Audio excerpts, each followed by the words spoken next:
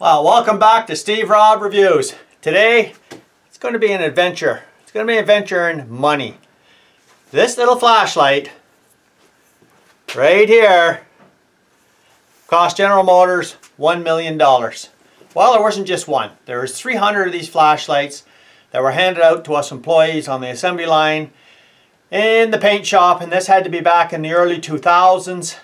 And without General Motors actually knowing what was going on, it was all a surprise to everybody. These flashlights were given out on the line during working hours. Cost the corporation $1 million. Well, how did that happen? Well, I'll tell you how it happened. Because of a chemical called silicone. Now, the top 4 reasons how silicone gets into a paint environment, especially in a really highly mechanized paint shop like I was at General Motors, is in 4 ways. And deodorant. A lot of people don't realize that a lot of deodorants has silicones in them. The second one would be shampoo. A lot of shampoos have silicone in them. Of course, skincare products and products that are brought into the environment like this flashlight. Specifically around the plastic here where they molded the plastic parts, the release agent was silicone. So this all happened during production hours. They handed out the flashlights, and of course we touched them with our hands, and then we touched the cars, and that's where it all hit the fan.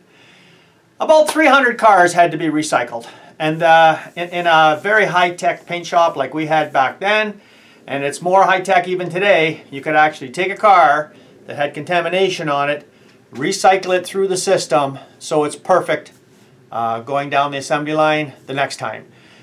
And there was a huge backup. You could imagine having to recycle 300 cars, the downtime. Yeah, the lost production. It was an expensive adventure, to say the least, and a costly one for General Motors. Now, this will never happen again because they don't allow these kind of things to be handed out in the assembly line anymore. And that was many, many years ago. And before I retired, yeah, if they handed out promotional products, you got them at the end of the day as you left. So yeah, that's an interesting story though, isn't it? Just imagine a little flashlight like this causing so much damage. And today, lessons are learnt, and this lesson was a very expensive lesson, wasn't it?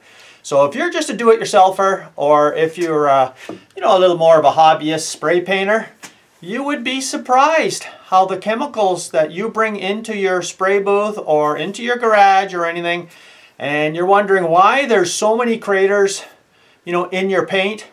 Well, very many times you'd be surprised to find out that it's the silicones in the products that I've listed. And a lot of people keep on using the same products all the time and have no idea the effects caused by these. And before I started working in the paint shop for 14.5 years, I did take little courses from PPG and DuPont.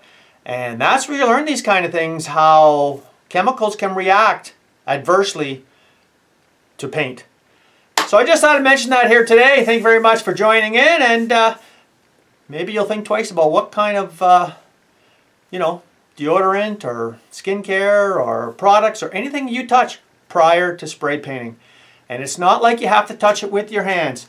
Just an air gun, the air from the environment you're in blows. It's almost like mushroom spores going in the air, and you'd be surprised at what it can do. So thanks for joining me here today. If you haven't seen this channel before, you're welcome to subscribe. Come back again. Let's have some more fun. Cheers.